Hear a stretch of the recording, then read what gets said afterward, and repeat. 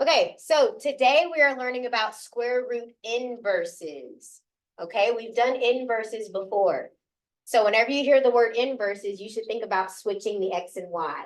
Okay, so today we're going to do the graphing method. And the steps to do this, first we're going to find, we're going to find values of x. We're going to plug in x values to find y values. Then you're going to graph. That's step one. So let's go ahead and do step one. We're familiar with step one. We did this on the first day of notes, okay? So guys, looking at this very first example, what's my starting point? Yes, this is your starting point. This number, the opposite of this number, so -1, and then this number, -2. That is your starting point. This went left 1 and down 2. So you're always going to start off with your starting point. Now, I'm going to pause here and let you guys review on how to fill in this table. I just want you guys to fill in 3 more points, okay? I'm going to pause here and let you guys finish filling in the table. So we have the starting point. Next, my goal is to get the square root of 1. So I'm going to write the problem right here. I have x plus 1 minus 2. What do I put right here so that I'll get square root of 1? 0. So guys, I'm going to plug in a 0 and put in a 0 in your graph. In your table. Okay, now let's evaluate this, guys. What is 0 plus 1? 1. So I'll just simplify this to be 1. And what's the square root of 1? 1. And what is 1 minus 2? -1. So you found the second point that you can plot on your graph. So I'm going to go ahead and start plotting the graph. The starting point is at -1, -2. The next point we found is at 0, -1. All right, let's find some more points. My next goal is to get the square root of 4. Okay, so I'm going to write down the problem again. So guys, what number should I put right here so that I get the square root of 4?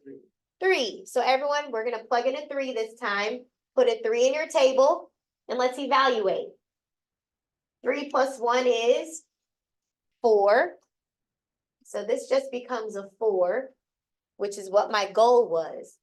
And what's the square root of 4? 2. So let me just put a 2 there. And what is 2 minus 2? 0. So 3, 0 is your next point. I'm going to put it right there. Okay, now my graph is kind of small, so I'm just going to stop there, okay? That is what my graph looks like so far. This is what we did on the first day of notes, okay? Now, what is my domain? Here's the left side. Where is that at? -1, and then it goes forever to the right. So your domain is -1 to infinity, and your range, the very bottom is down here at -2. So that goes from -2 to infinity. All right, so this is a review. Now we're going to do what we're learning today. Once you do this part, all you do, let's go back to the steps. So we did step 1. We plugged in x values and we found the y values, right? We filled out our table and then we graphed it. That was step 1. Step 2 is to switch x and y and then graph it. That is the second step. Switch x and y and then graph it.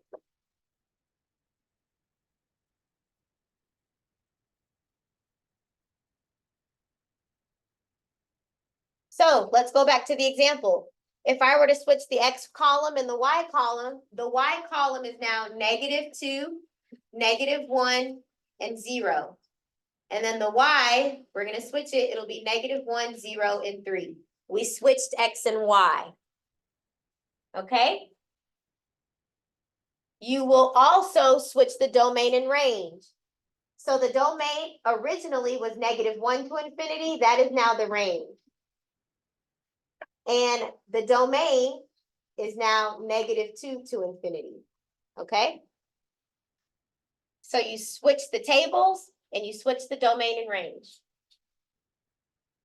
Now let's just graph it. I'm going to use a different color. I'll use red to graph the inverse.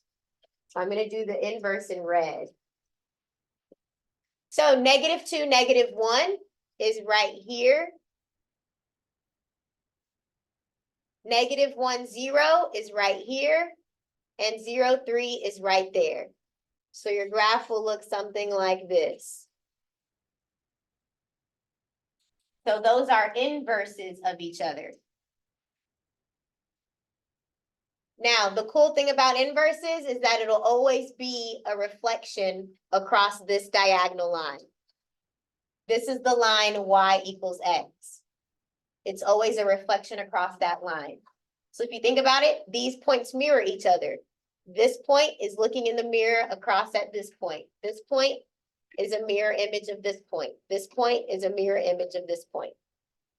So that's how you know you did it correctly, if you have mirror images of each other, okay?